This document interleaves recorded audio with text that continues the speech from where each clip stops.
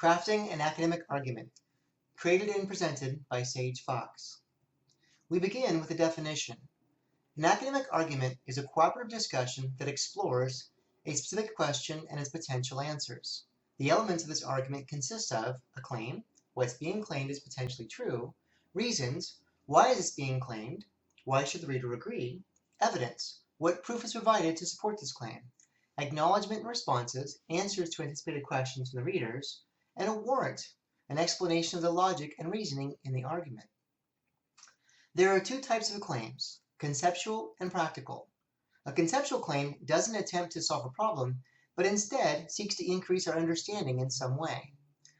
Types of conceptual claims are claims of fact and existence, claims of definition and classification, claims of cause and consequence, claims of evaluation and appraisal, and claims of action or policy. Practical claims are much less informational and instead argue specifically for a particular action or policy. They are often built upon a series of preceding conceptual claims and may address the following questions. What is the feasibility of the proposed solution? Is there an implementation plan? What does it cost, this implementation, versus alternative solutions? How does this solve the problems identified without creating greater problems?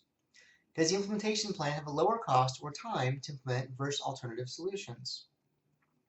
When either crafting or evaluating a claim, note these particulars. Is the claim specific? Specific claims use precise language and aren't vague. Does the claim contain explicit logic? An example of this would be qualifying introductions such as, although streaming media has captured 70% of the broadcast market in the past 5 years. Another example will be concluding a claim with a reason. This portion of the claim often begins with because, such as, because the combined cost of internet and streaming media services is 25% cheaper on average than cable television offerings. Claims should also be significant. Significance can be a somewhat arbitrary measure, but a good rule of thumb is that it should challenge a current belief, add to existing knowledge, or present entirely new information. A good claim doesn't overreach or assert without limits. Qualifying a claim means you state that your reasoning and evidence are sound within certain conditions. An example of a qualifying statement would be, assuming the pace of VR development continues along the predicted timeline. Lastly, when writing a claim, modest and not overbold wording is desirable. Hedging statements such as, we believe, we suggest, in our opinion, etc. suggest caution and a more careful deliberation, though care should be taken not to appear meek or uncertain. Reasons and evidence.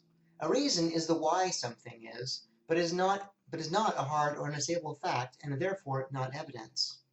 Every reason should be supported by evidence. Evidence is data that is uncontested or generally agreed upon as fact.